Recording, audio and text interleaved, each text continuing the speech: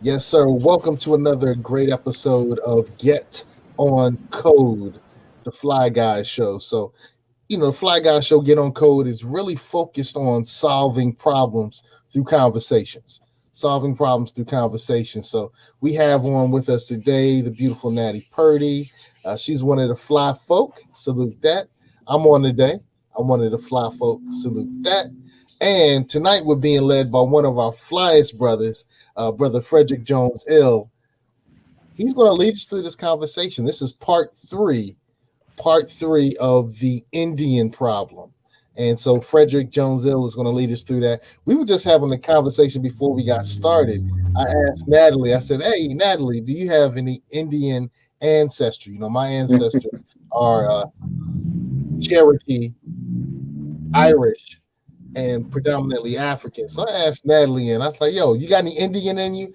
That's how we, grown up saying it. And what was your response, Ma? You're muted. Go ahead. Uh-oh. I was glad I was muted so you wouldn't hear me laughing over here. Uh-oh. My response was yes. I just don't know which tribe. Right. And you said you could see it where? And my great-grandfather. Right. And then we were admonished. We were admonished by Brother Frederick Jone-El, who brought up a great historical fact. We already know it, but I want to make sure that everybody else knows that. What was that historical fact that you wanted to point out about the term Indian when it relates to the indigenous people or some of the first S-O-M-E, some first peoples here in the northern corridor, United States of America, Turtle Island, if you will. Go ahead, brother. Yeah, true indeed. So what we were discussing was the fact that the term Indian is a misnomer that was put on the indigenous inhabitants of the Americas by Columbus and many of the other European explorers, because when they first reached the approaches to what we know today as the Americas, they thought that they were in India. So they called the land India or the Indies, and they called the people Indians, when we know that India is on the other side of the planet. So at some point they figured out that it wasn't India, or maybe it was. They started calling it India of the West, or the West Indies. Right? So you get our people from the Caribbean who say that they're West Indian, and if you ask many of them why, they can't even tell you why they say that. But I only brought that up just to show you how the European Christian nations, I have to say that because when they started to explore the planet, and when they subjugated other groups that didn't look like them, they got permission from the Roman Catholic Church to do such. So it's the church that sanctioned the enslavement of all indigenous people, or what they call non-Christians / heathens, or Saracens, right? Saracens and Moors. And there's a papal bull that I'm going to lead the people to, so that they can see it, so that they know I'm not just making up stories. But there's a papal bull named Dum Diversis. Okay. Quick moment. Let me just say this last thing. So there's a papal bull called Dum Diversis, and it's from 1494, if I'm not mistaken. And it's the church that gave the European Christian nations permission to subjugate the Moors, Saracens, and all non-Christians, people that they deemed as pagans or heathens. So I'm just saying that to show you how they collectively identify as Christians or Europeans. This is before the tags: white, black, Indian, mulatto. This is before all of that. And these are new brandings, I guess, or names that they use in their caste system. So I'll end it and say that. So we ain't Indians, because this ain't India, and we ain't black people, because the slavery era of time is over. So when you say that you're black, you are actually classifying yourself as the property of Europeans. And when you call him white, you give him the sovereign title. And my shirt is black. Ain't nobody's face on this platform this color. So we're gonna deal with it like that. Yeah. All right, for the uninitiated, when you use the term palpable, I mean, Right. yeah, palpable, right? I want to make sure I said it right. Like Yes, sir. for instance, Queen Natalie, are you familiar with the palpables? No, I'm not. Okay. So, Brother Frederick Jone-El, give us a little more information. And for those who are watching, I when I identify myself, I don't push away some terms. So I do accept the term black, even though I understand what it means, what it doesn't mean. I know I'm not a crayon color. I know I'm not from the planet black. I'm not from the city black. I understand what it means. I'm one of the people who does accept the term. My good Moorish brothers don't. And I salute them for that. And so we're going to have Frederick Jone-El who will say those types of things tonight. But the great thing Yeah. is, I can have my position and be okay with it. He can have his position and be okay with it. And we're okay with each other. So, Sure. if Sure. you run into a brother, don't flip and trip and say, I can't rock with them because they don't identify the way I identify. We can all Yeah. get along because we're on the same, we can all get along. I'll say that. But what's a palpable, bro? Got you. So papal is a play on the word papacy or pope. So papal means pope, so to speak, or synonymous with the term pope. And bull is from bulla. Bulla means seal. So it's a papal seal, something that he wrote that sealed it. Like if I had to compare it to something today, it'd be like a president's executive order saying that this is what must be done. Like how the various governors of the various states sign executive orders outlining how they want their states to operate during COVID. So that's a papal bull. So it's a pope's edict or order saying, I demand that you do this. And they're if they didn't sanction slavery, maybe it would have never happened the way that it happened. And because it's the church and they have so much power, people don't like to talk about that. But they have blood on their hands. I'll say that. It's in their history. Yeah. Right. Yeah. A papal bull is a public decree, letters patent, or charter issued by a pope of the, as my father would say, Holy Roman Catholic Church. Mm-hmm. That's right. All right. Right. So here's the information. Here's a list of some of the papal bulls based on Wikipedia. You can find the information. The Pope asserts rights to colonize, convert, and enslave. This is a national. Okay, I'm not going to go into everything, but I'm just going to give you some information to support what the good brother is teaching. All right. Yeah, and then there's another papal bull called Romanus Pontifex, and I forget exactly what that does, but it came around the same time as Dum Diversis, and I think it also has to do with the subjugation of the Moors. Not the Moors as in the Moor Science Temple today, obviously, but of the Moors of antiquity, or the Moors of history. Because the Moors was at war with the church for many years. It was Islam versus Christianity during the Crusades, fighting over the Holy Land for many years. So I think that's another reason why the high brass in the church was involved too. They had to lead and say, all right, this is what we're going to do. They had to dictate, so to speak. So all of this ties in together. You know what I mean? And this has a lot to do with why we were given new names, because we was defeated. So they started rebranding those who they held at the point of the sword. See what I'm saying? We was subjugated. So yeah. Ashe, thanks for that information, brother. And we're all learning, man. We're here learning from brother Frederick Jone-El. So keep teaching, brother. Keep teaching. Indeed, good brother. Indeed. So yeah. Well, here's the one that Pope Alexander, I guess that's the 6th. And we make appoint and depute, which means deputize you and your said heirs, you and your family and your children and successors, lords of them with full and free power. That's why the term master came. and with full free power, authority, and jurisdiction of every kind. So our sisters became property. Yep. Our brothers were property. Yep. And so Natalie Purdie is one of the strongest voices for helping women with domestic who are involved in domestic violence situations where men treat their women like property, and women who are domestically violent treat the other person like property as well. So when you see this, what comes to your mind, Natalie? I'm like, oh, it goes way back. This is the Yeah. history of how it all got started. And back then, I'm sure there was abuse because they felt like you were property, but it wasn't called abuse. That's the way it was. Yeah. Brother Jone-El, please continue.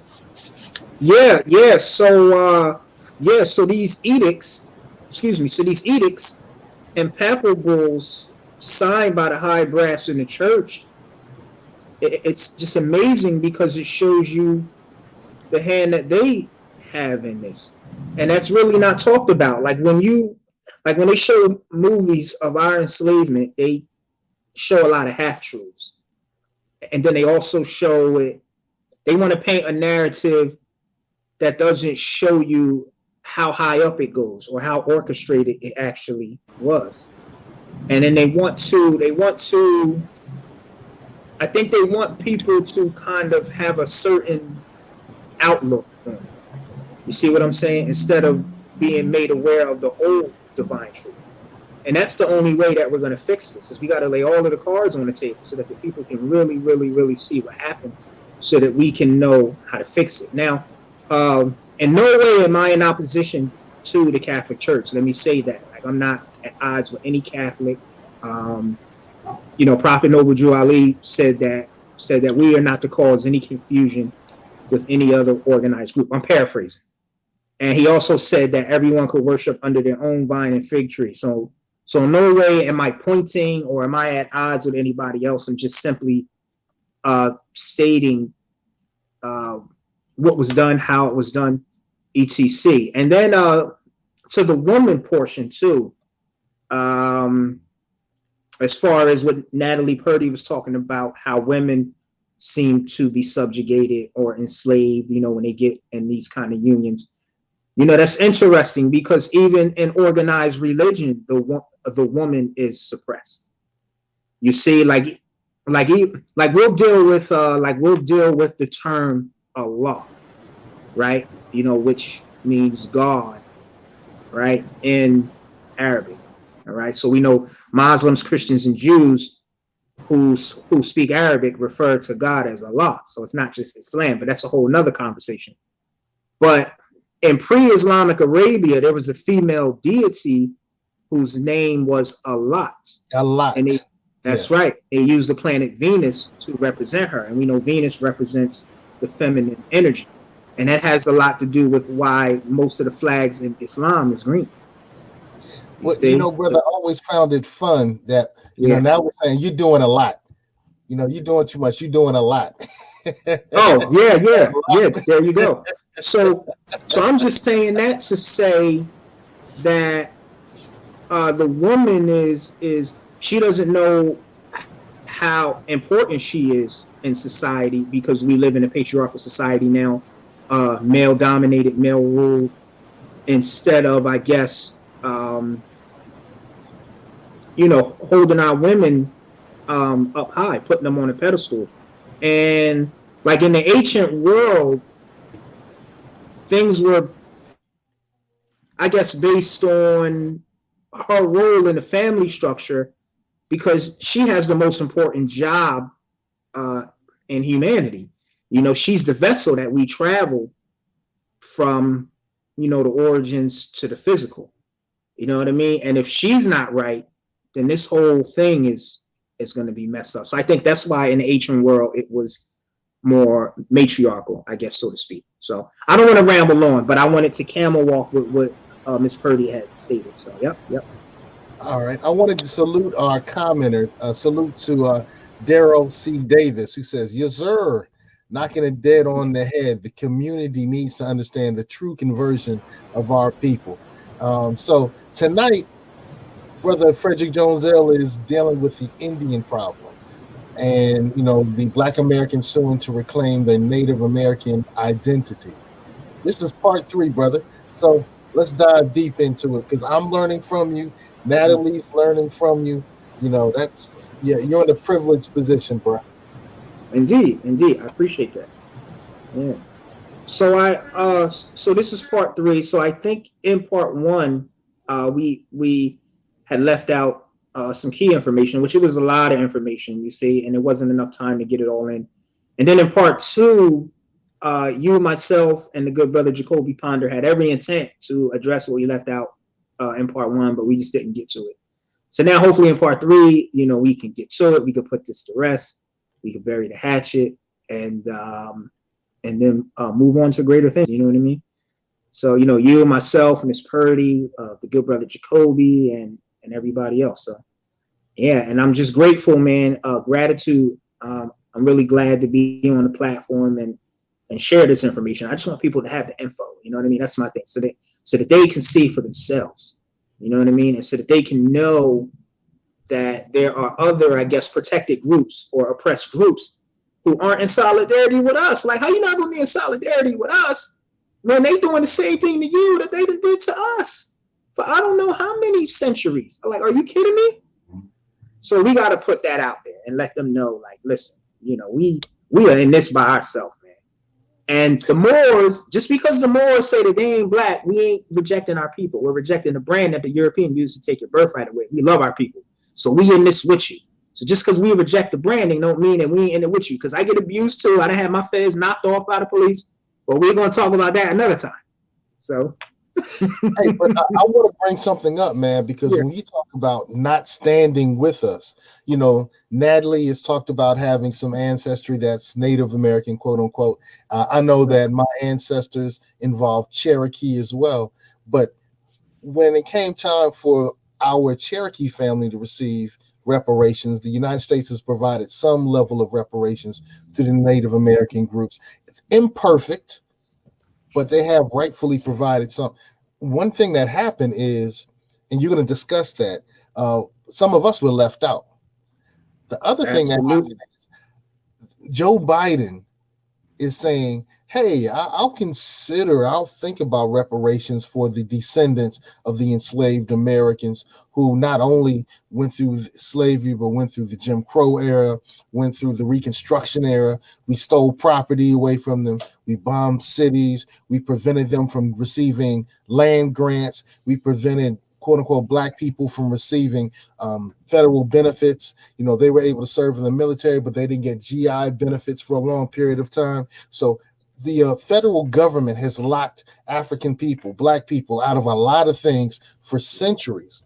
And then Joe Biden has the nerve to say, I'll consider reparations for the descendants of enslaved Africans, but I got to do something for the Native Americans too, when America has already given imperfect forms of monies and land, and they're still receiving the monies, still have access to the land. And that does deal with my family as well. So it's crazy to me that, when my ancestors who are indigenous, I'm not necessarily indigenous, Cherokee, they didn't say, hey, you got to do something for the blacks too.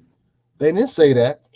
And when it comes down to when looking at what happened with American history with the enslavement period, whites were the first primary group of enslavers.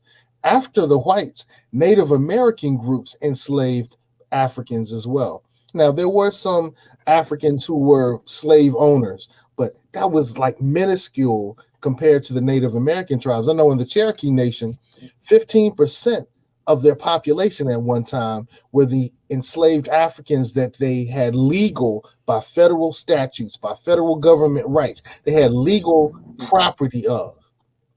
But they didn't say, hey, when we get our reparations, we're going to look out for y'all. Yeah, they didn't do that. So now when Joe Biden comes up with this silliness, I'm looking at him square.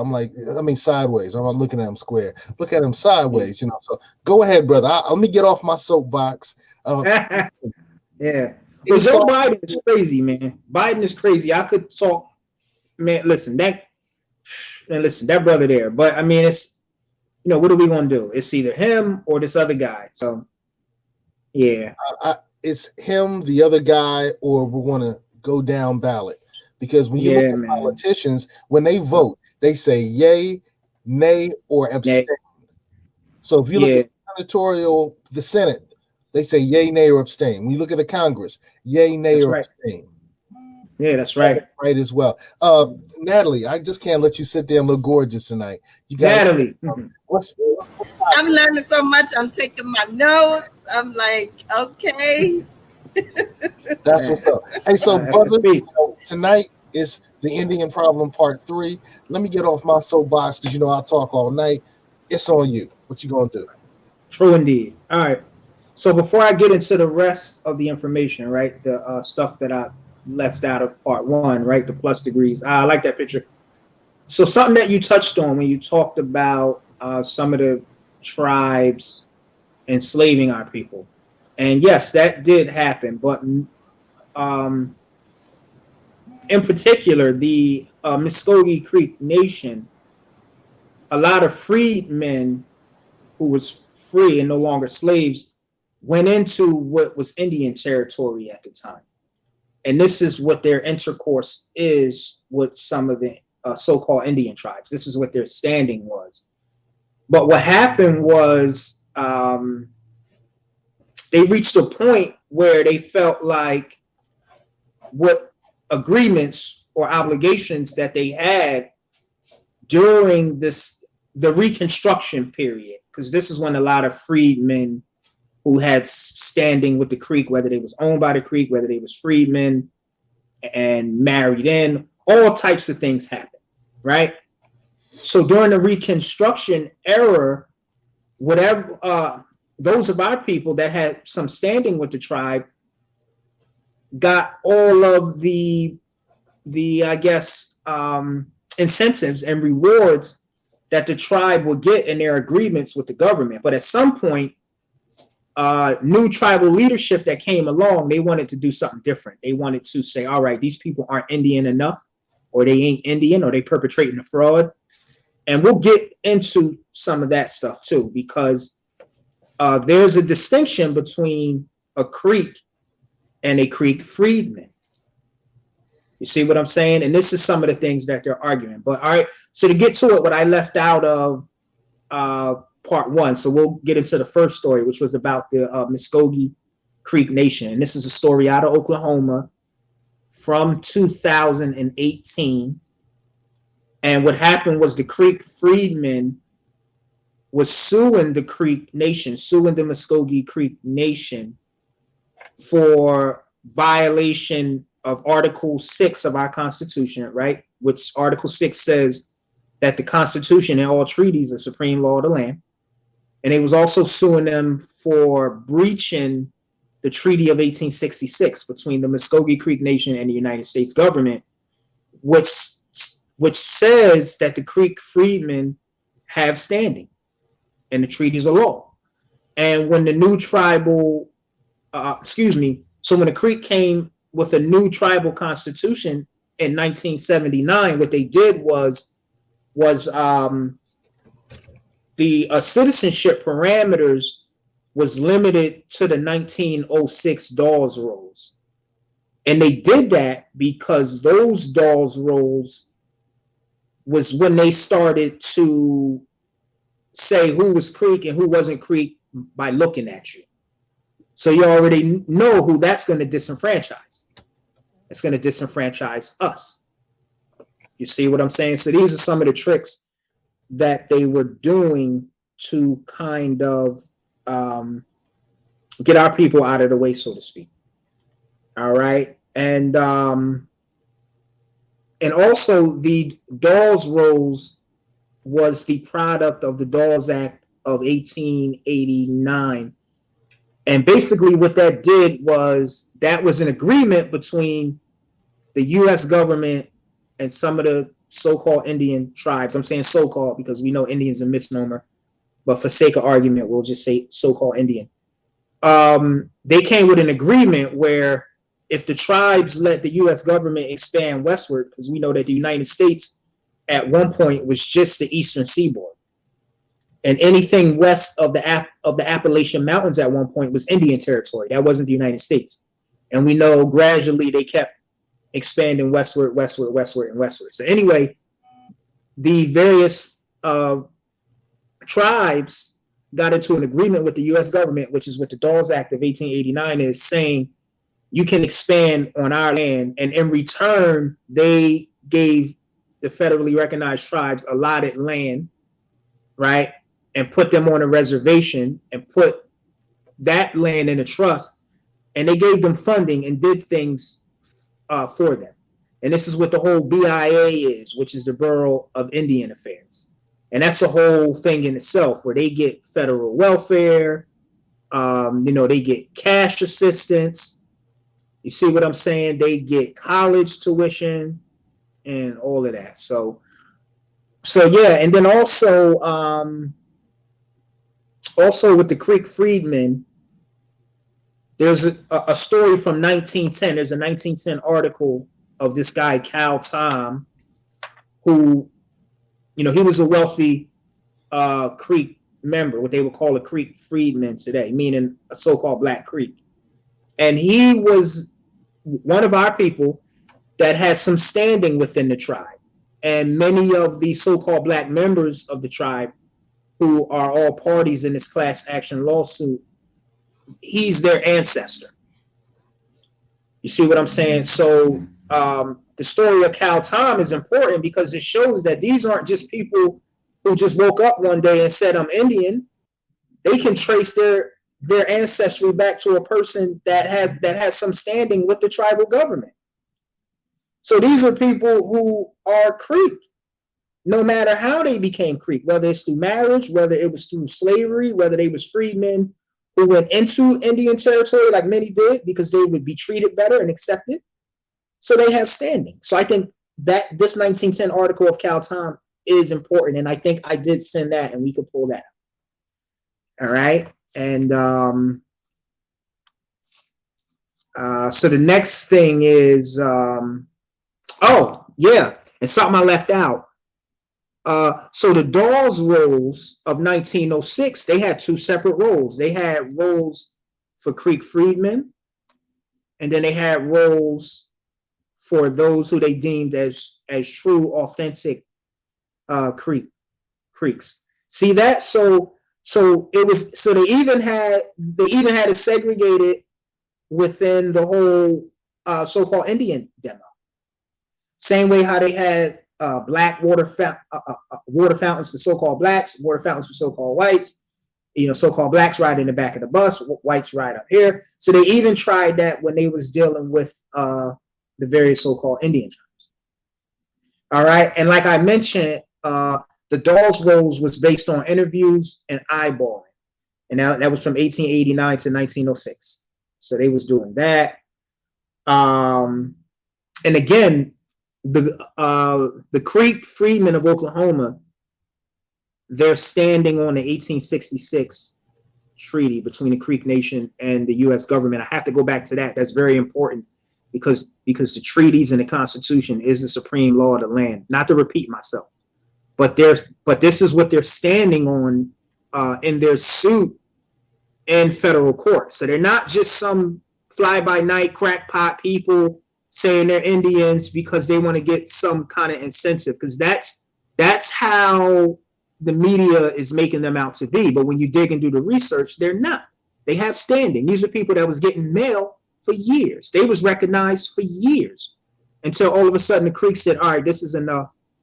They're not us, when they are. And so it's important that I bring that up. All right. These people are standing on the treaty and on the Constitution, and that's supreme. And whether the Creeks of today like it or not, they have to honor that. You can't go back on that. The Constitution would have to be amended for that to be done. But they are, and they have. But they are, and they have. Yeah. And this 1866 treaty, I'm glad you pulled that up. I forget the section that it talks about the Creek freedmen having some standing and being a part of the tribe. And the Constitution says it. So you know whether they like it or not, you have to honor it. It might be article. It's either 2 or 4. So, yep. Yeah. And let me talk about the suit as well while you find that particular part. Their suit, the Creek Freedmen suing the Muscogee Creek Nation in 2018, their suit was dismissed without prejudice. And see, the headline didn't say that. It just says dismissed. But see, suits can be dismissed 2 ways, with prejudice or without prejudice. Now, if it's dismissed with prejudice, you can't bring it back because it means that either all of what you're trying to do has been exhausted, right? You know, you've been in court X amount of times, or your claim lacks merit. And if it's without prejudice, it means that there's either something wrong with the complaint, or the judge has said, try this first.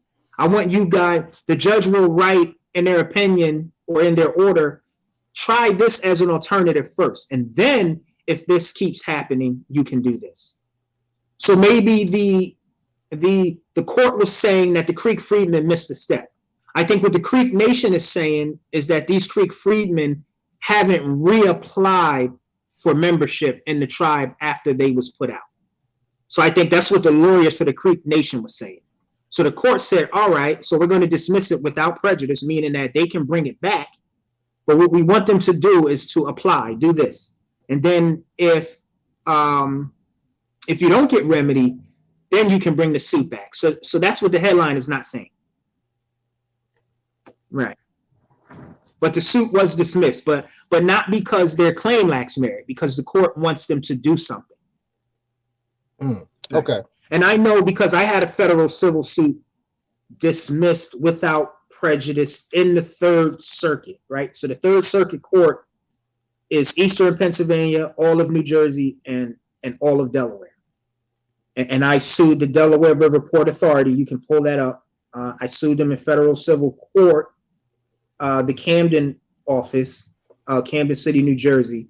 And my first complaint was dismissed because I had judicial officers named in a complaint, and a judicial officer has 11th Amendment immunity if you're suing for monetary damages. You can only sue a judicial officer like a judge, a prosecutor, a state's attorney for injunctive relief or declarative relief. You can't sue them for monetary damages. So that was the error. So the judge said, I'm dismissing you without prejudice, and if you fix this, then you can bring it back. And that's what I did.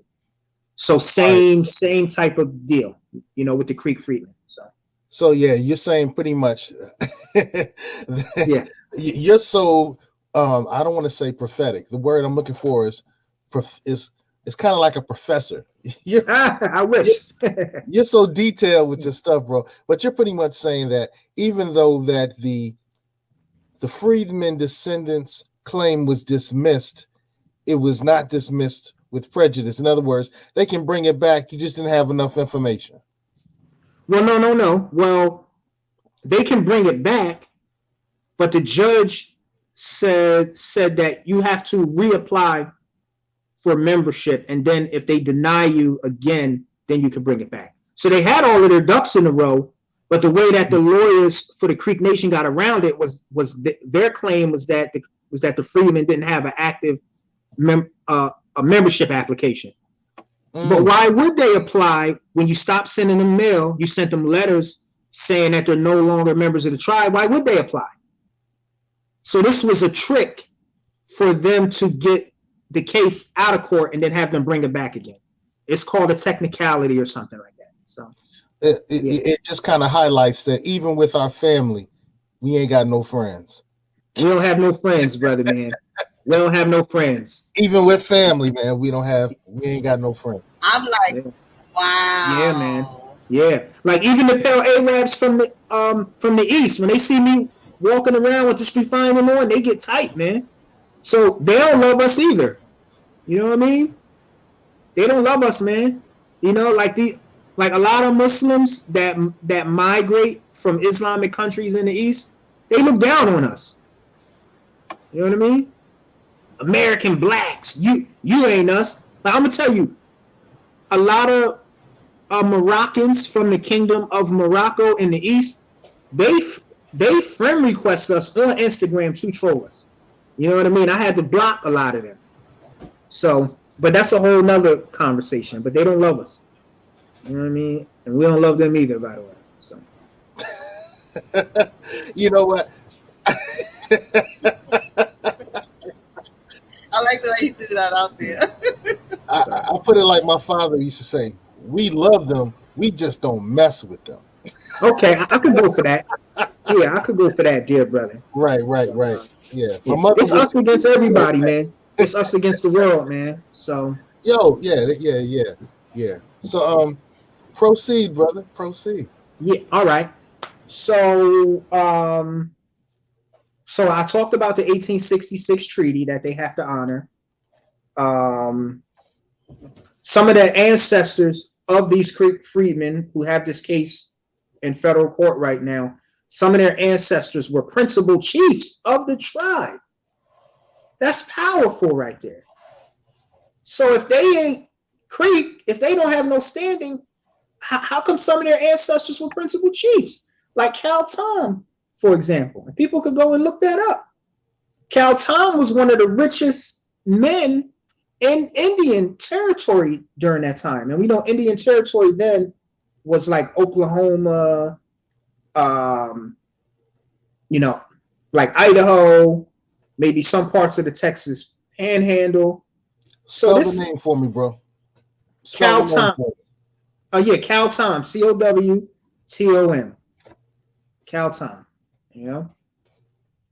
Yeah, and let me. Oh, and one thing that I left out too. This case of the Creek freedmen suing the Muscogee Creek Nation is not one of a kind. You had some so-called black Cherokees and Seminoles sue on similar grounds in 2017, and they won. They were found to be credible. So this case here is not unique. All right. So we have so-called black Cherokee and Seminoles who sued those respective tribes, and they had standing.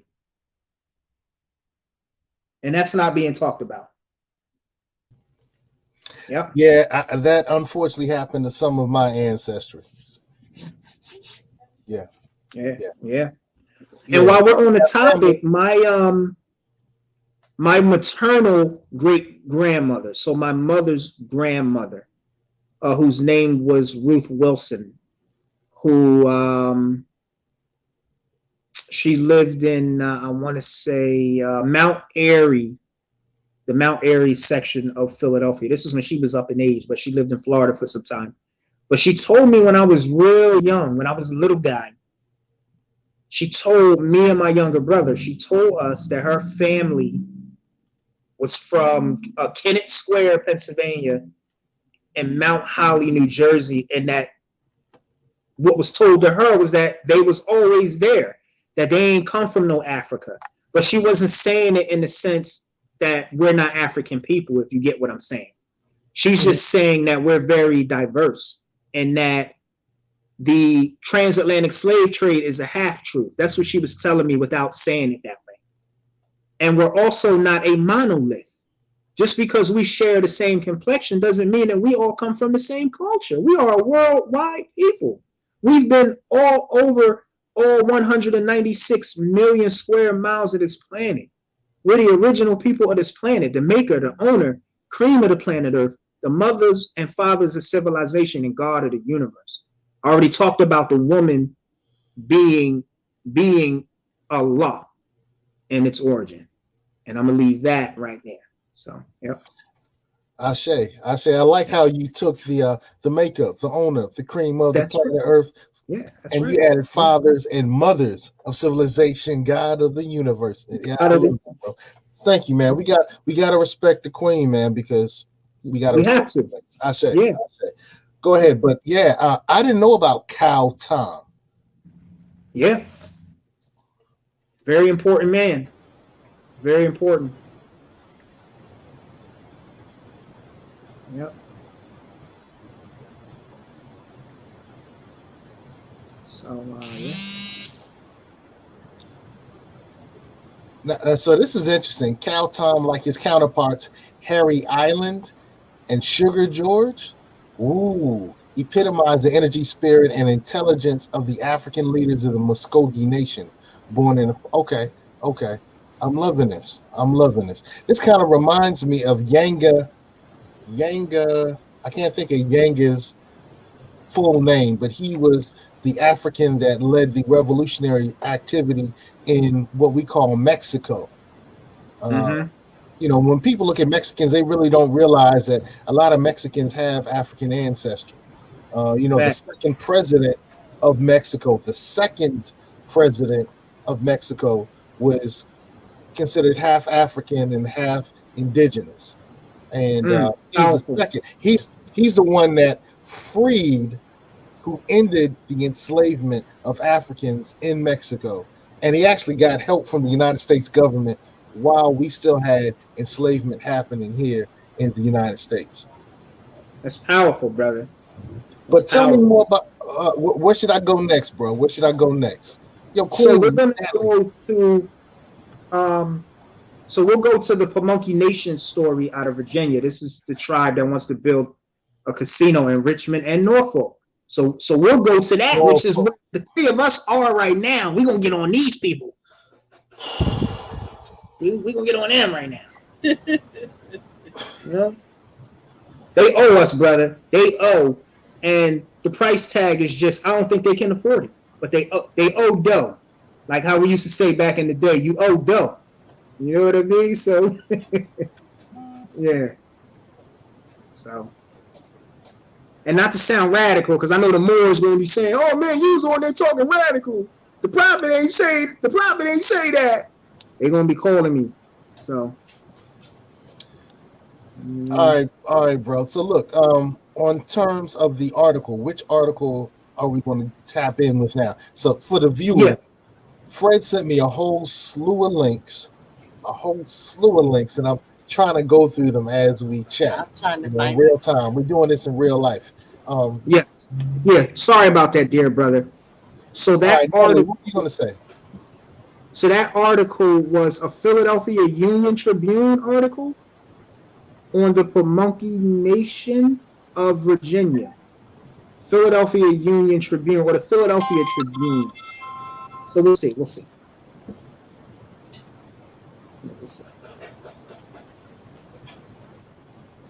All right, it'll come. Keep talking, bro. It'll come. I'll find it. All right. You sent me a lot of links, bro. Yeah, man, it was a lot of information, and it actually took a lot out of me, but I had to do it, man. I was passionate about it, and I knew that you were the right person to send it to, man. I sent it to some of these other guys, man, some of these Moors, and they ain't gonna do nothing with it. But I knew that you was the right person to send it to. Well, it comes down to it. We are the right people to do something with it, man. We are. Yeah. Yeah. Okay. This is the one with the light skinned sister in it. Okay. I know. Yeah. There it is. Yeah. So the Pamunkey. Tell me what I'm looking at. All right. So the title of this article, which this is a recent article, I think from 2017, and the title of it is "Vestiges of Black Laws Arise as Tribe Seeks Casino in Virginia." Right. So this is the Pamunkey Nation of Virginia, and like I mentioned, they want to build a casino in Richmond and in Norfolk. And the tribe is applying for federal recognition. So they're not federally recognized at the moment, like the Muscogee Creek Nation that we were just talking about. But it doesn't mean that they're not a real tribe with standing, but they have to go through some things to be federally recognized. Because with federal recognition comes a lot of things. You know, you get your land put in the trust, you get finances, you could build a casino without having to pay the taxes, which Donald Trump doesn't like. And there's a whole video with him throwing a temper tantrum over the natives up in Massachusetts getting to build a casino without paying taxes. But that's for another time. All right. So this Pamunkey Nation tribe, again, they're applying for federal recognition, or they were during 2010. And what came up was so-called black statesmen they investigated the tribe, and they found that this particular tribe enacted black laws that mirrored the Racial Integrity Act of Virginia of 1924. And they did so to ward off, at least this is what the tribe is saying.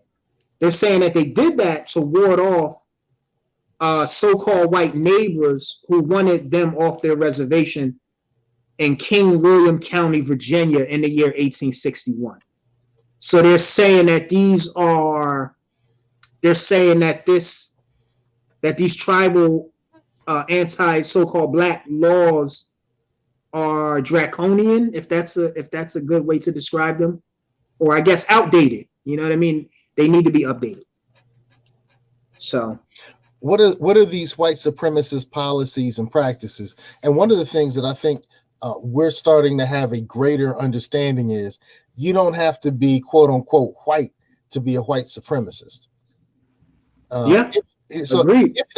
If that term white supremacist has any validity, and some people dispute the validity of it, but if there is any validity to that term as a concept, which means that anything is primarily Caucasian is superior and has supremacy over anything that's not Caucasian, then the concept of white supremacy says that anything that's not Caucasian is whack, right? If you white, you all right. If you brown, we might let you hang around. If you yellow, you might be a little mellow. If you black, get back. So that white supremacy policies and practices, you don't have to be white to believe that whites are supreme. Yeah, true indeed. True indeed. So what are this tribe's history of white supremacy's policies and practices?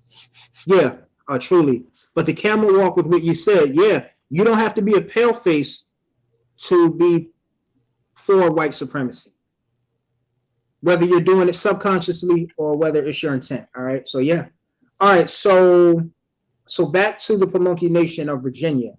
Again, they enacted black laws that mirrored the Racial Integrity Act of Virginia of 1924, which was the baby of Walter Pleckler, right? We talked about him last time. All right. Also, during World War II, this particular tribe, they didn't want to be drafted into the war unless assigned to white units. And that's in the article too. So they said, don't draft us and put us with so-called blacks. Put us with so-called white people because we're equal to them or we're better than so-called black people. So this is what came out when they was applying for federal recognition, and they was deemed to be not worthy.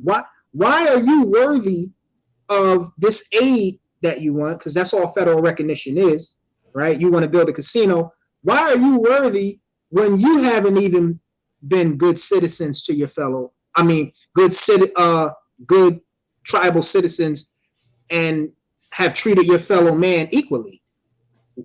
You're not worthy. So this is what politicians from our community was saying about the Pamunkey Nation. They dug the history up on it. The unfortunate piece is as my father would say, the Negroes in Norfolk are like, hey, bring the money. We'll just ignore this little aspect as long as they employ us. Yep. Yeah.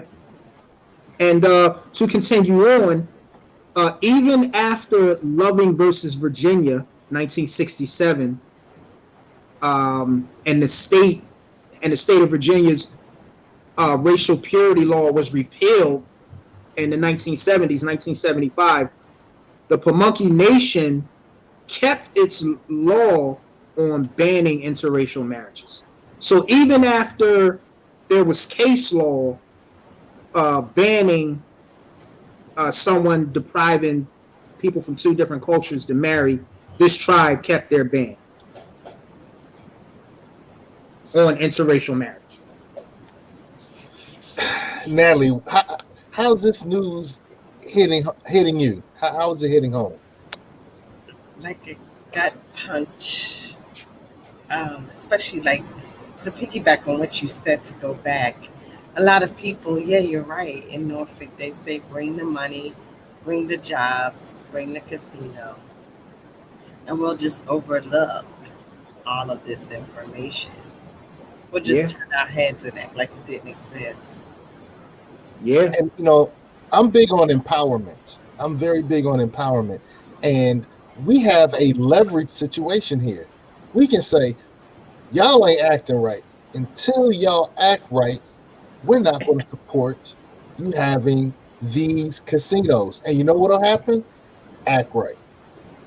Listen to Go this. get some act right. Yeah.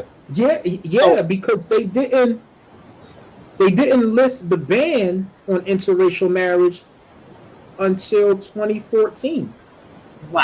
they only yeah, and they only did it and they only did Because it because they wanted to be approved for federal recognition exactly. because that's the only way that they can get to build the casinos. So they didn't do it because it was the right thing to do. They did it because they want the They benefit. want what they Isn't want. that something? Yeah, they want what they want. Yep. And but this is right here where we are, and we need to go and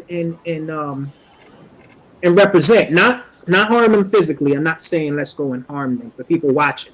I'm not saying to go hurt anybody, but we need to go out and say, hey, listen, is this the kind of people that you are?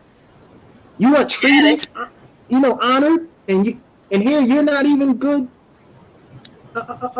people to your fellow man. Unbelievable. So yeah. So let me say this too. In their law banning interracial marriage, they wrote that no tribal member should marry anyone but a white or an Indian, and that was until also it's 2014. okay for white but not black. Yep. oh yeah, Yeah. Which is why you have many members of tribes that look like so-called white people. We call them $5 Indians, by the way, and that's because a lot of them got into these tribes because they would pay $5 to get their names on the dolls rolls, and a lot of them married in too, but they would pay to get on the rolls. So this is where the term $5 Indian comes from. You know what well, I mean? one of the things that I want to highlight, and with this information that you're highlighting, and I tell you, salutes to you, brother Frederick L, is this was Virginia law. Yeah. So, when we say, hey, we want reparations for the descendants of American slaves, we're not necessarily saying, hey, Jimmy, hey, Bobby, hey, Cindy, you need to pay up. We're saying federal government and state government, these were laws, these Yeah. were codified. And so you owe.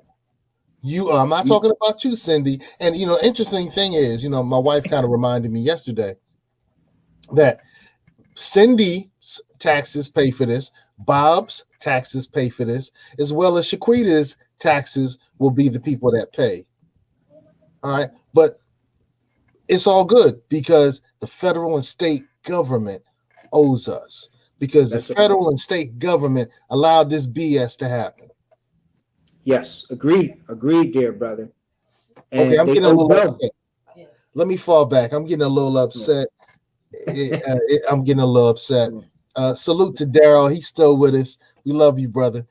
Peace, Daryl. We're standing Yes, next to Daryl. too. That's what's up. All right. Yeah.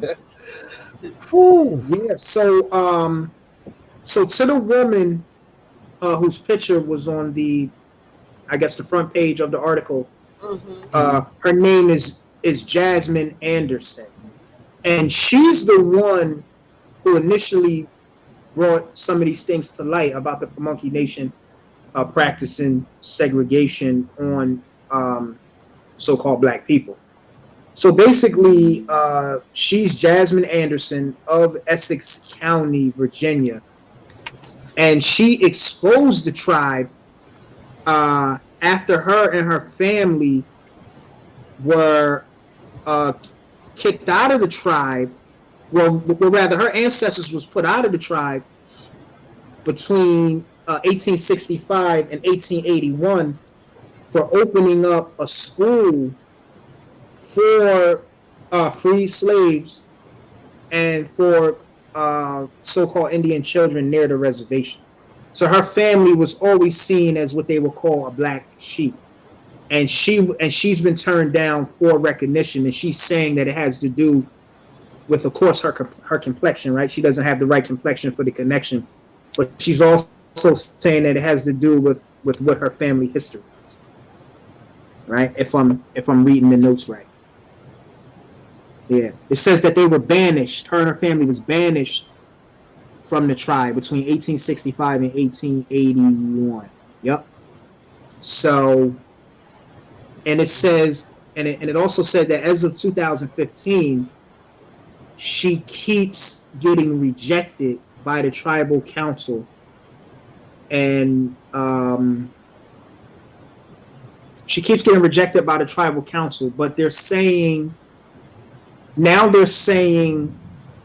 that the citizenship parameters are different. They're saying if your name is not on the Dawes rolls or the proper rolls, you can like if you show a significant amount of evidence, right, compelling evidence, then you could be a member of the tribe. But they're saying that she's not on the 1900 or the 1910 census and Dawes rolls, her or her family. And the tribe claims that they will accept those who can show compelling evidence if they're not on the rolls. But we know that they purposely would create new legislation, this is the tribes, or new roles to disenfranchise our people. So more than likely, that's just what happened. You know, they created a new role, new roles, and just said, all right, we're going to keep these people out, and then we'll put these people on the rolls. So, yeah. And it's crazy that she had to go to Wisconsin to get support. Wow. I'm looking here. It says, while most Virginia elected officials have ignored concerns about Pamunkey action to exclude her family, Anderson has gathered support from Wisconsin Congressman Gwen Moore. Interesting, the last name is Moore. Yeah. So, a little history note. Whenever we see the name Moore or Moreno or Morantini or Swartzy or Schwarzenegro or Schwarzenegro or Swartzy or Swartz, it meant the people have some level of African ancestry, and they use those terms at some point to distinguish. They were actually distinguished. They were celebrated. Sure. But, now it's kind of yeah. So when you see the last name Moore, it also refers to that type of history as well. Yes. Although, go ahead. And so salute to the Moors. Oh yeah, truly, peace. So yeah, and so these are some of the things that the Pamunkey Nation was doing. You didn't, we got in modern times, and you're still keeping these racial integrity laws, so to speak, on the books, right? Mirroring the Racial Integrity Act of 1924 of Virginia, and you don't address that until 2014, and we already know why they were doing it. And and this is widespread. Like I mentioned, the Seminoles and the Cherokee who sued, so-called black members of the Seminoles and the Cherokee sued those two tribes on the same grounds that the Creek freedmen are suing the Muscogee Creek Nation, and they won. So I'm just repeating that again just to show you how widespread it is. This is not isolated with the Pamunkey Nation, with the Creek freedmen. The Seminoles have done it, the Cherokee have done it, and who knows what other tribes are doing it. And they owe dough. They've been disenfranchising our people. They don't deserve these casinos, and they're only correcting these things or stepping up to the plate because it's about dollars and cents with them, and it ain't about doing the right thing. What a travesty. What a travesty. So, and one thing about us, one thing about our people that I could say, we'll accept anybody, man. Anybody that come into the hood, we take them in. We accept any and everybody, but it ain't the other way around. You know what I mean? It's interesting. The hood was not our exclusive place. Truly. There was a time in American history where the black community was the safest. Yeah, that's true, brother. Some of us now can't wrap our heads around the fact that that wasn't the case before. The ghettos were really designed for the Jewish, the Irish, and the Italian immigrants. And that's a fact. So we can look at those old Italian movies and the old gangster movies, and I love gangster movies. I like things that are gangster. I have to admit that. They were the first blacks. They were the first blacks, meaning that they had the black status before we had it. Well, let me correct myself. I'm not going to say that they had it. Yeah, let me correct what I'm saying. Well, what I'm going to say is that there was a time, I guess, turn of the century, when a lot of Italians were fleeing Italy because we know World War I with Hitler and Mussolini and all of that. So there was a time where the Italians were the newest on the scene. And of course, they fought with the Irish who came during the second Irish famine, which is in the 1800s. So the Irish was treated bad by those with Dutch and English ancestry who claimed to be first. Then the Irish came, and then they had the black status. And then when the Italians came after them, they had the black status. So I'm just saying that to say they know it's the status as well. You know what I mean? Well, I think that you're using a legal term that's going to throw off some folk. So when you use the term the black status, you're actually talking about a legal designation. Can you go a little into that? Because go into that, bro. Yeah. Well, black in law means a civil liter mortuus, or civilly dead in the eyes of the law. So when you say civil, you're talking about civilian rights. And mortuus deals with the morgue, right? So you put dead people in the morgue. And litter is trash. So civil liter mortuus is saying your civilian rights is trash and you're dead in law. So that's what the black status is, and that's why they put the tag on us. And not only that, when you study a lot of European history, anything that was black was bad to them. Like they called the bubonic plague the Black Death. If you study Viking history, their funeral ships will fly the black flag. So anything that was black was evil. So they put the tag on us, I guess, during the Middle Ages because we was in opposition to them. We was evil. We was of a different culture. So here's what happened. All right. You have W.E.B. Du Bois and others, right? Social engineers, if I could give them that tag, who tried to take something that wasn't defendable, right? Because the black status isn't defendable. It denotes someone who has lost his or her civil rights. It denotes property. And they tried to turn it into something uplifting. And I mean, you can do whatever you want. I'm not saying that you can't demonstrate how you want to demonstrate, but it wasn't meant to be defended. That's why it was put on you. And this is the whole psychology behind what Noble Drew Ali was coming to teach. And even those in secret societies, they know that. But we've been pushing the black thing for so long.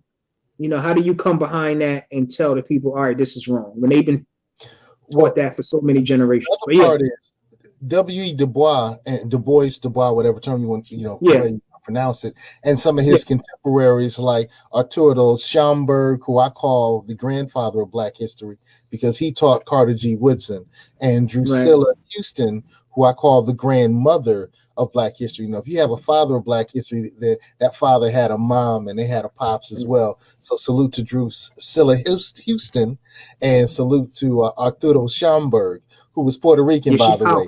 Created the term Afro-Boricua, which later, when he got here to the United States, he shared, and then you started seeing people use the term Afro-American. Malcolm X was one of the people to make it a popular term. And then Reverend Jesse Jackson popularized. He didn't create, because the term African American actually goes back to the 1800s. But it goes. My point is, when they looked at the term black, they were looking at it from an African standpoint, where African, the color black, and the term black deals with the sense of life. So things come out of the black into life. So it's like the womb of a woman. So a judge sits on a bench. They wear black because they're going to bring you into new life. You know, when you look at the flowers that we wear on Mother's Day for our mothers who have passed on into the ancestry, they've moved on into new life. And so there was a big argument between those who were African centered in their information. And when you look at the Western centers, Western looked at black as being dead.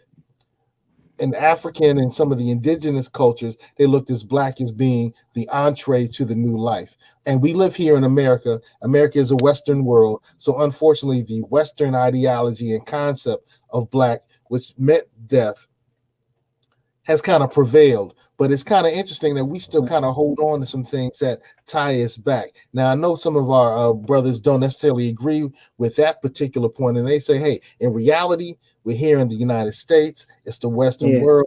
That's how it looks at it. The term black means dead, when it also meant without. Black meant lack or without. So when you said you have black status, it means you don't have status. You don't have, and you're absolutely right. The Italians didn't have those rights when they first arrived. They weren't seen as citizens. The Irish didn't have those rights when they first arrived. They weren't seen as citizens, and they had to earn their quote unquote whiteness in the United States of America. East Indians, you know, we're talking about Sister Kamala Harris. I keep saying Kamala, but my wife says it's Kamala. So Kamala Harris. I call her Kamla. What? You know what I mean? I call her Kamla. That's what I call her. Kamala Harris. Don't get me started on her. I don't want to make the show about her. You know what I mean? No. Putting brothers under the jail. Putting us underneath the jail. You know what I mean? Frederick, I'm gonna have to use that one, Kamala. Okay, now we have some people who are calling her Shamala, but you know, because her father, who was a Jamaican, one of the Jamaicans, he was one of the Jamaicans who kind of prided themselves as being the slave owners rather than being the enslaved. All right, and her mother comes from one of the East Indian groups who consider themselves above some of the Dravidians and others who were there.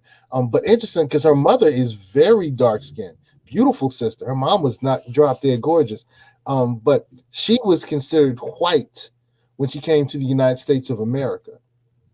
She was considered white because East Indians, no matter your complexion, if you came from the East Indies, you were considered Caucasian when you came to the United States of America, up until, I want to say, the 70s. It may have been the 70s when they opened up some of the new immigration laws and they changed some of those things. But you were considered white. And I'm not demeaning her. I'm not demeaning her by any means.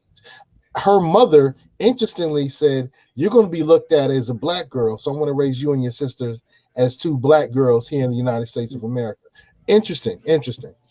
Well, here's what happens. As per the what is it called? It's called Federal Directive 15, if I'm saying it right. Federal Directive 15 is the law that governs, I guess, how ones are to identify when they're filling out these various forms, asking you what your identity is. And it says in the forward of Federal Directive 15 that it's not based on scientific information or anything anthropological. So you're volunteering information. So it's saying, essentially what it is saying is that, we're going to go off what you say. We're not demanding that you check a particular box, but they already know that we're trained. So they already know that you're going to pick what you're told to choose in your community and what's I guess practiced or demonstrated in popular culture. All right, so this is Federal Directive 15. But let me say this too. And I just highlighted it. I just highlighted it. So a white person for Federal Directive 15 by the Office of OMB, I can't remember what it stands for. I have it highlighted on here. A white person is a person having origins in any of the original peoples of Europe, North Africa, or the Middle East. But I wanted to touch on something. Go up to the top of Federal Directive 15. Go up to the very top. Okay, so it says, all right, so it says the directive provides standard classifications for record keeping, collection, and presentation of data on race and ethnicity in federal program, administrative reporting, and statistical activities. It says these classifications should not be interpreted as being scientific or anthropological in nature, nor should they be viewed as detriments of eligibility for participation in any federal program. All right, and it says that they have been developed in response to needs expressed by both the executive branch, which is the office of the presidency, and the Congress, which is the legislative branch of government. All right, and we know the legislative branch was established with Article 1 of our Constitution, for those that want to know, and the executive branch was established in Article 2, and the judicial branch was established with Article 3. So the judicial branch is the courts, the executive branch is the office of the president, and the legislative is, of course, Congress, which is the House of Representatives and your Senate. All right, but it says, go back up. All right, so it says they have been developed in response to needs expressed by both the executive branch and Congress to provide for the collection and use compatible, non-duplicated, exchangeable racial and ethnic data by federal agencies. So essentially what it is telling you is that it ain't scientific and it ain't based on ancestry. It's how you decide to answer. Mm-hmm. All right. And all right, so let me say this too. So when they say black, a person having origins in any of the black racial groups of Africa, it's already telling you in the forward that it ain't scientific or anthropological. So it's telling you that they're just saying what they want to say. And if you want to follow that, then so be it. It's on you. You see? And also on a lot of these forms, not all of them, but a lot of them will have a box for you to write in or other. All right? Mm-hmm. But something that I wanted to touch on that you touched on when we was talking about black. So something that I wanted to touch on. Our ancestors never called themselves black. That's a product of the colonial era of time. That's a product of the slavery era of time. And it's a product of popular culture here in the States that the world is able to see via the internet and whatever other means, and then they mirror or mimic that. But our ancestors never called themselves black. Word. It's an English word. But let me say this. Black isn't a name that belongs to the human family or to the families of nations. And our ancestors never called themselves that. And even when our kin from the continent migrate here, they go by tribal names. They fly their country's flag, but only when they're dealing with us and when they want to appease us, they'll use the lingo. Or when they want to mirror our culture in England, in New Zealand, in Australia, they say that. But it's not an identity anywhere. It's never been. It's a new brand or new tag that we're trying to turn into something that it just wasn't meant to be. If anything, you're better off calling yourself an American. Like, even if one doesn't want to say I'm Moorish or I'm whatever else, you're better off just saying American. At least you got it halfway right. And the Reconstruction Amendments gave you that. So, all right, so let's get back. Hey, the Indian problem with Brother Frederick Jone-El. You're watching on Our Black Improvement, the Fly Guys Show, Get on Code. We have with us the good sister Natalie Purdie, she's in learning mode. She's taking copious notes. All right. Look at that smile. All right, and I'm smiling too because I'm learning a lot of great information from the great brother Frederick Jone-El. Good to see you, good brother. Yeah. He's hanging out. I gotta plug up too, man. I gotta plug up real quick. So yeah, a lot of so much knowledge. A lot of information. It's a lot it's a lot of info. Give me 1 second. I gotta grab this plug. 1 second. All right. So it comes down to this. When we talk about the Indian problem, part 3, that there are Black Americans suing to reclaim their Native American identity. Um, a lot of us were pushed out because of money. We were moved out of the Native American tribes, called freedmen, and then many reasons were popped in the area, popped into the mix to say that we're not legitimate and we shouldn't have some of the benefits that our other family members Yes. enjoy. And it's crazy. It's crazy. Crazy. Um, and that's just one of the issues. That's just one of the issues. That's just one of the many issues. issues. It's always like,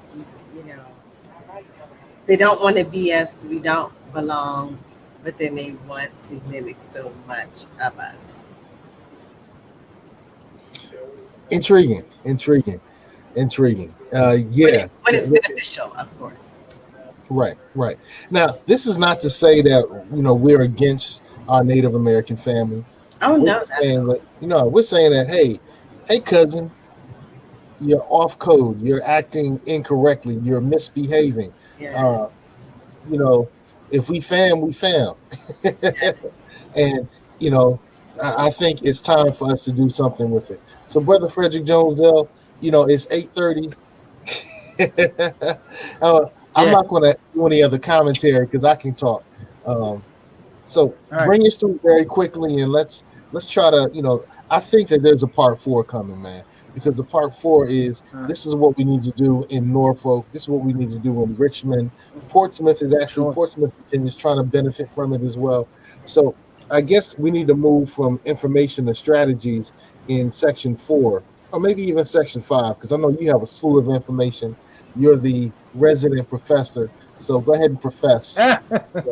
I wish I was, man. Thank you, man. Thank you for the compliment. And again, thanks for having me, dear brother. And you're right, man. We have to move to the next phase, and I think the next phase will be solutions.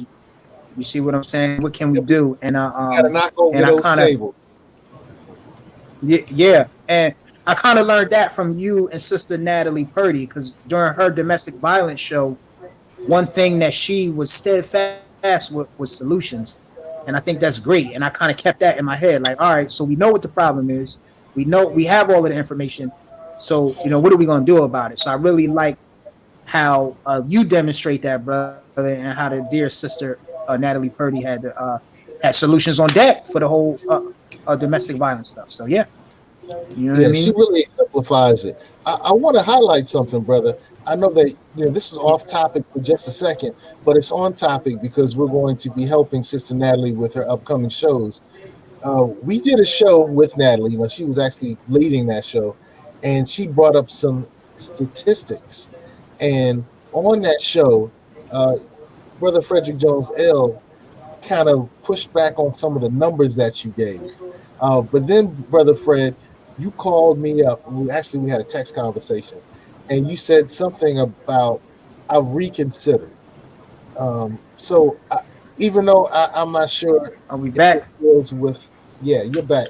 So when you said that you reconsidered your position, what did you reconsider when it came to Natalie's information? Yeah, well, I was I had to smack myself and say, listen, man, what are you doing? Because see, I was looking at the numbers, but then I'm thinking to myself, numbers should only be a factor based on what we're talking about. So I said, just one woman being abused out of 1 billion is a problem and an issue that we need to address. So I was like, I need to reach out to you and Natalie Purdie and see how I can assist, because it ain't about numbers when it comes to that. One is too many. One woman being abused.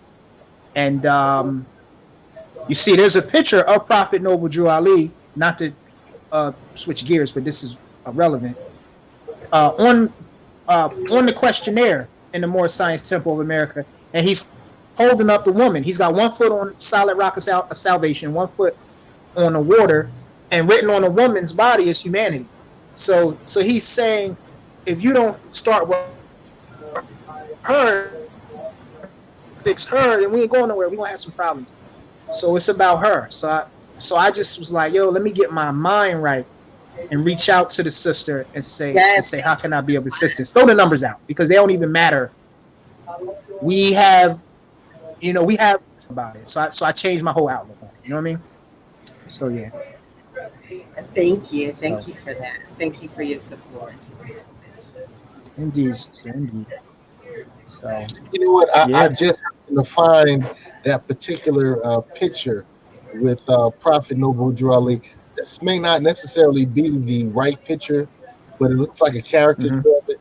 Um, but it has some, of course, with the circle seven, and there's a sister. And in this picture, it does say humanity on it. It does say There you humanity. go. Humanity. That's right. So yep. Yeah. So when he was saying uplift fallen humanity, he's talking about different things, but talking about the woman as well. You know what I mean? So yeah, humanity comes here by way of her. She's the vessel. Not to get too philosophical, but I mean she's the well, right? You got to go to the well. You don't go downstream. You go to the well. So so we'll start with her. Okay, So and well, and any man raising his hand at her for any reason, any man for any reason, you got problems, brother. Like I've never done it, never want to do it, and it's the stuff nightmares are made of. You know what I mean? So yeah, all right, yep, that's a little off topic, but I wanted to salute at some point in the very near future. You're going to see the Natalie Purdie show on Our Black Improvement, and then she's probably going to get picked up by Lifetime and leave us alone. No, I would never do that. You gotta come with me. that's awesome. It's a family. It's not just one, Yeah, not just me. Ashe, Ashe. yeah, So, brother, take us very quickly out of here, man. Give us some the stuff we need to know. I lost all the links. You may have noticed I dropped off. I hit the wrong button, and yeah. I. It's all right. It's all right, brother. I do it sometimes. So so there's the Philadelphia Tribune or Union Tribune article. We touched on that, which talks about the Pamunkey Nation of Virginia. Then there was the article about the Creek Freedmen out of Oklahoma. Then I think another article was the Racial Integrity Act of Virginia of 1924. I wanted people to go back to that, authored by Walter Pleckler. So I want people to go to him, look him up, look into who he was.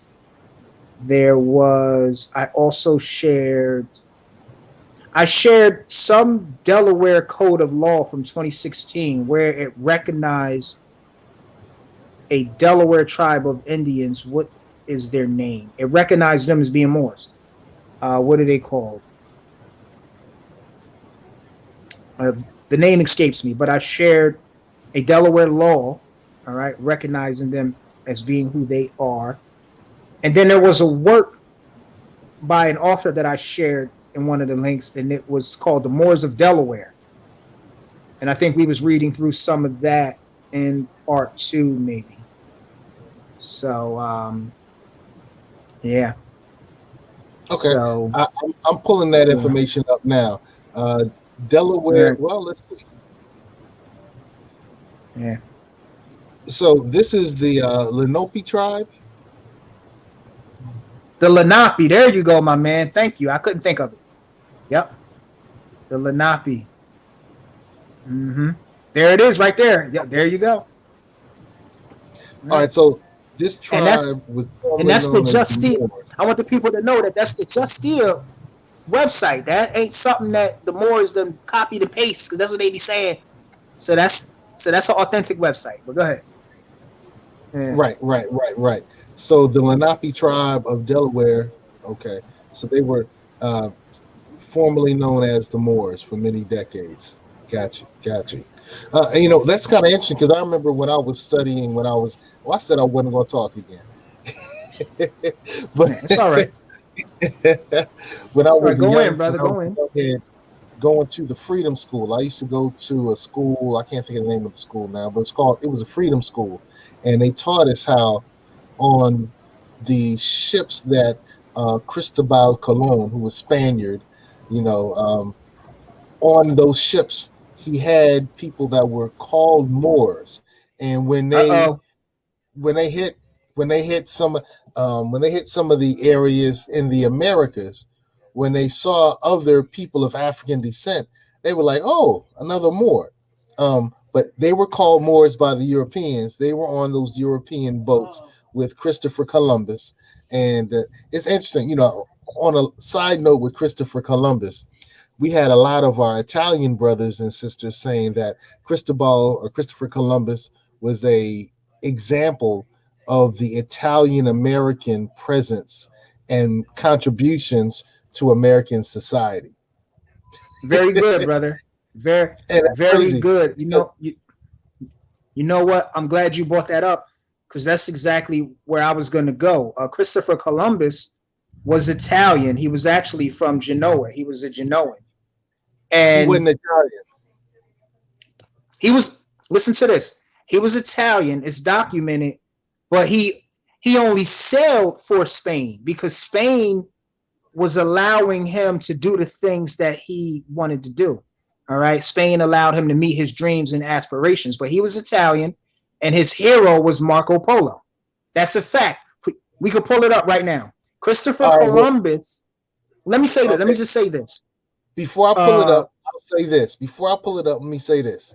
He was yeah, go born ahead. in Genoa 400 years before it was annexed by Italy. He was born in Genoa before the Italian language developed. All right. So he didn't speak Italian. He spoke Spanish and he spoke two other languages that were European based. And two of them later on amalgamated into what became the Italian languages. So he was born in the area before it was called Italy. 400 He years was before 300 years before it was called Italy. So he wasn't Italian. He never Genoa. reached the shores of no. Yeah, it wasn't Italy when he was there.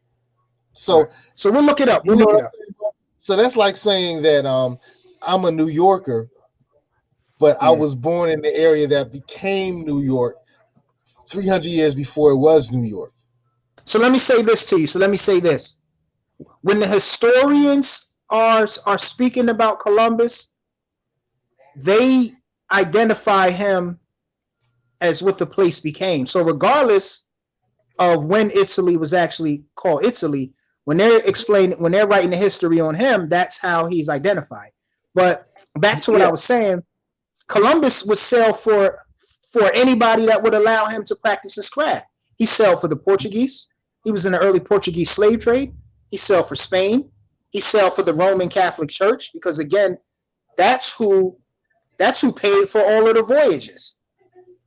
And they got the finance from subjugating Moors and Jews of Iberia and confiscating and taking all of their property. But I don't want to get all off into that. But Columbus himself, his hero was Marco Polo, all right, who traveled via land caravan to God knows everywhere.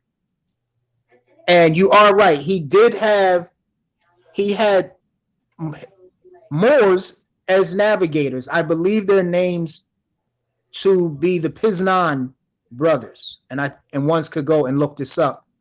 And the reason that he had Moors with him is because that's who knew the trade routes. That's who knew the way. And they let me had the say this map. too, because this They is had the key. map. This is key, and this is even in Columbus's diary. When they reached the Straits of Gibraltar, traveling from the Mediterranean into the Atlantic and eventually to the New World, Columbus wanted to turn back. And it's his Moorish navigators that pushed him on. Now, this is Columbus himself saying that. So, yeah. Yeah. So. A lot of information. And also,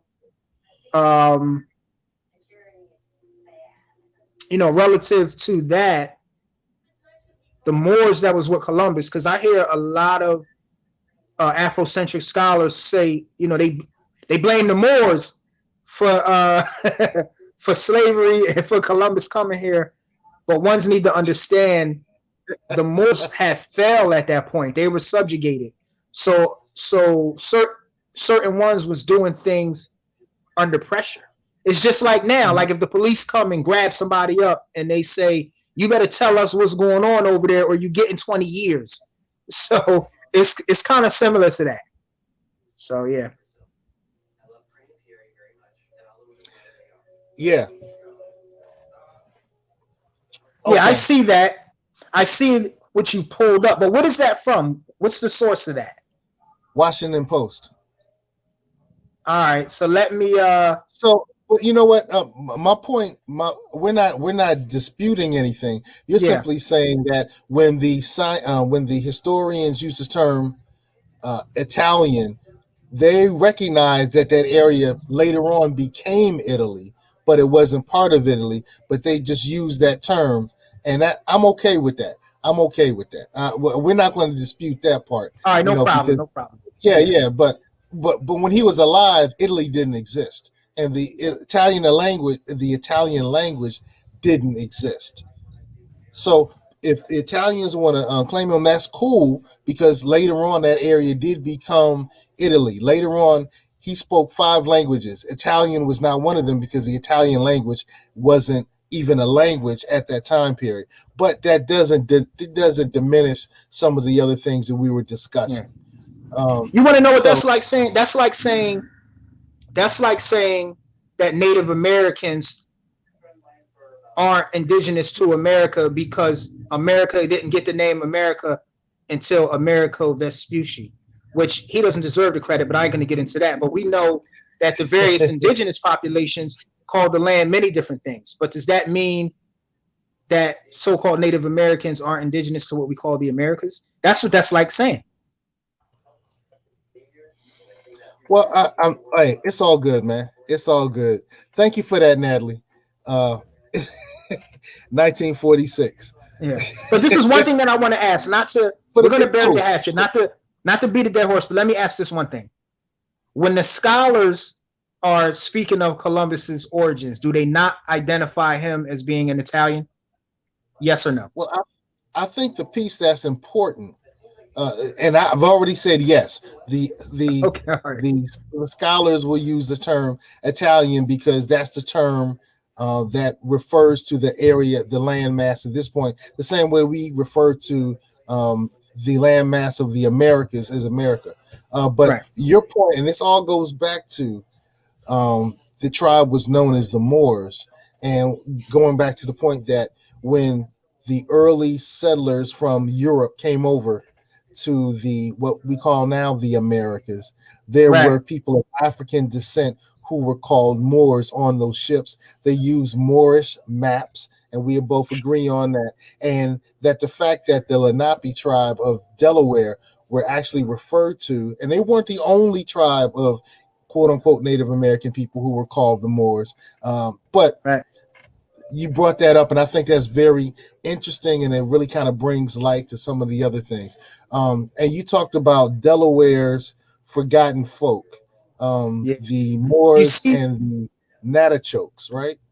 yeah. Did you see the part highlighted where it said that they had the letter M on their driver's license that designated their race as being Moor? Yeah, I thought just saw that. That was an interesting piece too. So right, it is. All right. All right. So the story of the Moors and Nanticokes. All right. Well, I'm the probably Nanticokes. Yeah, that's right. Yeah. Nanticokes. I'm probably messing that up. If it's not Cherokee, It's I don't all know right. how to It's say all it. right, there, brother. It's all right. It's all good. It's Hey, so yeah, bring us home, brother. Bring us home. We really got off on the Columbus thing. And I'm from Columbus, Ohio. So salute to everybody in Columbus, Ohio, the capital city of Ohio. OHIO. Peace to y'all. Yeah, that's peace. All right. Yeah. And that's very interesting because Columbus's name is all over the Americas. Like Columbus, Ohio. There is a country in South America called Colombia.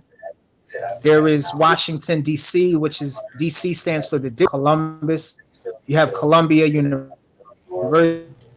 You have Columbia Records. So we know that the term Columbia is a play on Columbus.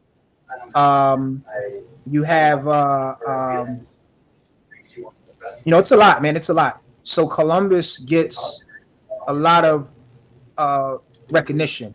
You know what I mean? And it's not always in your face.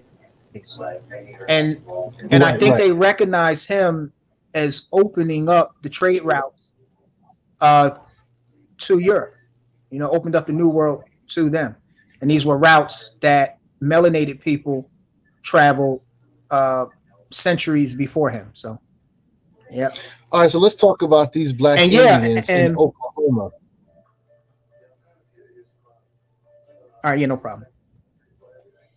Yeah. Tell me about this article that you shared, brother. So, so from what I remember, because I read the article a long time ago,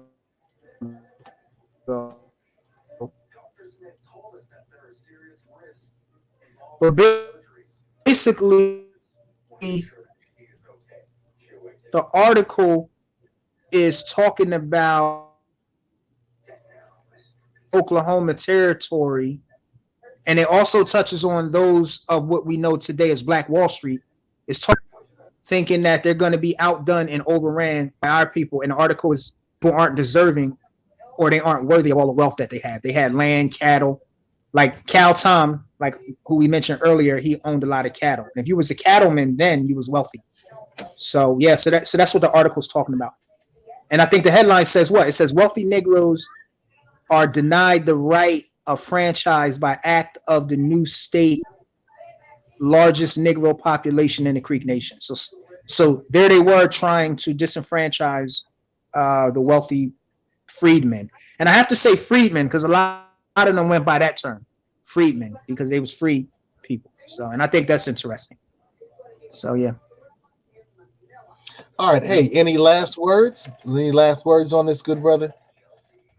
Yeah, so I'll just say, so we'll end it with the whole Moorish demo because we showed the article of the Lenape and the Nancy Coates of the eastern seaboard near Delaware, southern Jersey, and Philadelphia, and how they identified as Moors and how the book goes into their history, saying that they came here via ship and they intermarried boys here, which is interesting because we've always traded back and forth. Melanated people here on this side and those of us on the other side, Northwest and West Africa. So we've always traded back and forth. And this is the story of the Moors. This guy is Moor. Mm-hmm. And with that, and also dealing with the Creek freedmen and their ancestor Cal Tom, and just showing a different narrative, and just showing that the transatlantic trade story is a half truth. And I wouldn't even give it that. Like I would say it's probably not even deserving of 30%. So we're very diverse. I mean, we're not a monolith. The high civilization culture all over this planet is yours. And it's the same culture that they practice in many secret societies. And one's coming and demonstrating this high civilization culture by wearing different type of refinement, whether it's a crown, whether you're wearing a turban, a fez, a certain medallion, a pin or a ring, is yours. The culture is one, and we civilize the planet. And we, again, are very diverse, and we shouldn't box ourselves in and just say that we're this and nothing else. And we're everything.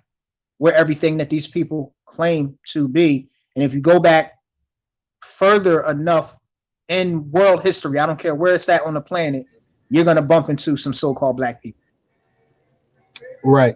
Yeah. I wanted to remind all the watchers that you can find a lot of the links for this presentation by going to blackimprovement.org blogspot.com. If you just go to blackimprovement.blogspot.com, you'll find this particular one, and it says The Indian Problem with Frederick Jone-El. And the great thing is, on this, we have links to the presentation right here. So we have, information about Walter Pleckler, the Racial Integrity Act, Delaware's Forgotten Folk.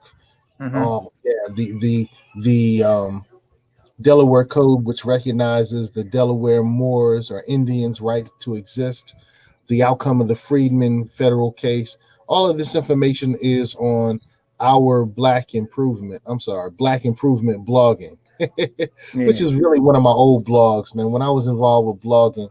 But you can watch, like here's the first video for the Indian problem. Yeah. And thank you, man. Thank you for putting it all together like that. Thank you for putting those links together. I know it was a lot of work. So that the people could go to it and see it, bro. Yeah. You did a lot of the work, man. So we want to salute you. And Queen Natalie, man. Well, not calling you a man, but Queen Natalie. Any thoughts as we get out? Because you're obviously not mannish. Peace. Peace to the Queen. Peace. So. Thank you. I am so impressed, and I'm so grateful just to be a part of this and to learn so much, and so much more that I have to read. And thank you, Frederick, for your so much knowledge. Thank you, and thank you, Seiko. Yeah, thank you, brother, for having me. And let me just in the little private chats when I'm finding while you're talking. I'm just Googling and looking it all up. All right, so Thank you both so much. If we do a part 4, that's in your hands, brother. But I think part 4 should deal with solutions and what we should do. I'm totally for empowerment, so I believe we should say, hey, if you don't recognize our birthright, we're not going to allow you to prosper financially. When you do recognize our birthright, we're going to help you prosper financially. And, that's the way that we should approach not only this situation, but politics in general. Politics in general is quid pro quo, something for something else. So, when they call you and say, hey, can we count on you for your vote? You can say, hey, can we count on that candidate to do these parts of our agenda? Because if not, that's powerful. That's powerful. It's powerful, brother. I'm glad you brought that up. Yeah, what we're doing now is not powerful. What we're doing now is not powerful. Yeah. I'm glad you brought that up, man. Agenda-based voting is key, man. And I would definitely get down with a group of our people that's moving like that, man. Because if you don't have demands, like, are they really taking us serious? So, yeah, I'm glad you brought that up. Exactly, which is the reason I keep putting this image up of Yeshua knocking over the tables. Of the money changers. Yeah, that's right. Knocking over the money changers. Right. Similar to what happened with our founding fathers who dressed up as Native Americans and threw the Boston Tea Party. The Boston Tea Party, because they were doing one of these. Yep. They were doing one of these, and they were saying, "Hey, we're going to wreck shop." They killed people, they destroyed property, and they, they said, "We're not taking this." So they had an uprising, and that uprising led to our America. So the uprisings that are happening now are leading to the America that we shall inherit in the future. So I say peace and power to the protesters. Whether form, if you're protesting online, if you're protesting in the streets, if you're protesting financially, if you're protesting in your behavior, peace to the protesters, because our country is built on protesting. And we need to make America what it could be. Yes, sir. I'm out. I'm out. And look, that picture that you shared, I'm glad that you shared that. That's a powerful image. And the Pharisees and the Sadducees went to Pontius Pilate. They went to the Romans and told on him behind that. It was like, listen, this guy is in the way of our finance, and it's like that now today. Any guy that comes in, man, he's representing. So, yep. Yeah, show me the money. All right. With that being said, I want to thank the gorgeous Natalie Purdie. Look at that smile. Thank you for smiling. Thank you for doing what you're doing with saving our sisters and making us realize that we have to do better. Making us realize that we have to do better. I truly appreciate the work that you're doing, Yeah. sister. You're doing the yo woman's job. I would say yo men's job, but I guess the yo woman's job. Um, Thank you so much. and we're looking Oh, forward you to the funny. Party Show. And brother Frederick Jone-El, man, I truly appreciate the work that you're doing, the research that you're doing, Thank you, bringing man. this research to the masses. We're looking forward to more content from you on this channel, Our Black Improvement. We're looking more. Yeah, he's gonna bring the heat, y'all. He's gonna bring the heat. Yes. True indeed, Any my last brother. words, brother? Any last words? Yeah, that's the camel walk with what you said, man. We need to be brothers in arms as far as what agendas we're going to push, and we need to demand certain things from those who want our vote, man. I'm with you 100%, man. And solutions, man. You're big on solutions. My dear sister Natalie Purdie is big on solutions, and I'm getting to that point. I'm getting there. So you know what I mean. So I love it. I love it, and I'm looking forward to working with the both of you. So Yeah. whatever needs Right. to be done on my end, I'm with it. So yep. All right. The woman gets the last word. Last word, Natalie. I'm just so lucky to be here with two kings and just right here in smack dab in the middle of just learning so much. And I can't wait for part four. I'll be right here with you. All right. Awesome. Well, with that, we want to say peace to the protesters, and hey, we love y'all. We love Act you like it. all. We love We you love all. you. Act like it. You were All right. loved. Act like it. You want to say Truly. God loves you? That's cool. Act like it. You want to say Natalie loves you? Act like it. Brother All Frederick right. Jones loves you? Act like Act it. like it. You're That's being right. loved. You're loved.